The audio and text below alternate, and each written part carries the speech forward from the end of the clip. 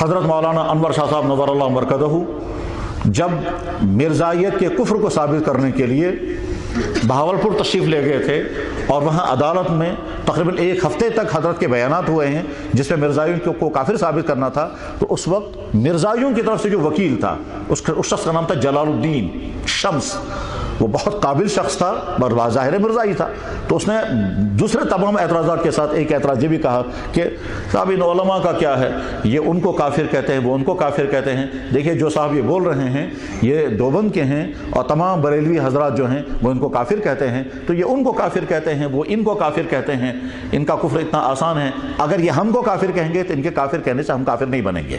تو اس وقت حضرت مولانا انور شاہ صاحب رحمہ اللہ تعالیٰ نے کھڑے ہو کر فرمایا تھا، میں تمام جماعت دیوبند کی طرف سے اعلان کر کے کہتا ہوں کہ ہم نے کبھی بریلویوں کو کافر نہیں کہا۔ اور دوسری بات دوبارہ یہ کہ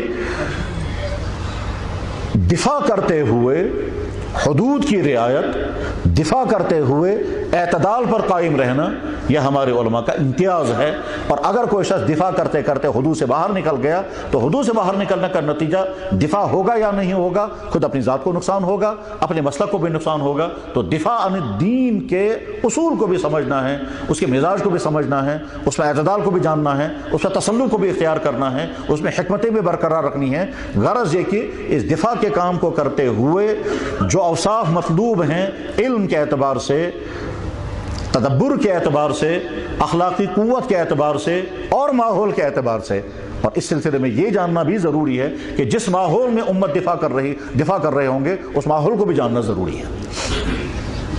ہمارے ہاں کشمیر میں تو نہیں ہوتا، لیکن ہندوستان کے کچھ علاقوں میں ایک بدعت ہے، اس کو کہتے ہیں تعزیہ نکالنا۔ اب یہاں کے لوگ سمجھتے بھی نہیں وہ تعزیہ کیا چیز ہے۔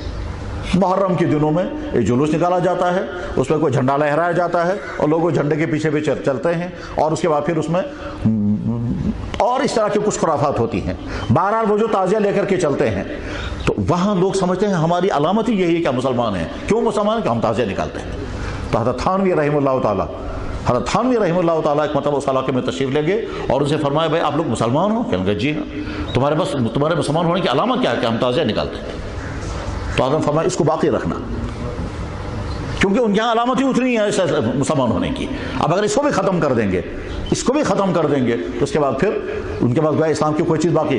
اگر وہاں یہ کہتے ہیں تعزیہ نکالنا بدعت ہے، فتویٰ تو وہی ہے، تعزیہ نکالنا بدعت ہے، اس کی اسلام میں کوئی حقیقت نہیں ہے، تو ان کے پاس اسلام کی اتنی چیز باقی بچی ہوئی تھی وہ اس کو بھی کہتے ہیں۔ کچھ لوگ تو ٹکراؤ کا اور اس کے نتیجے میں نقصان ہوتا، فائدہ کچھ نہیں ہوتا۔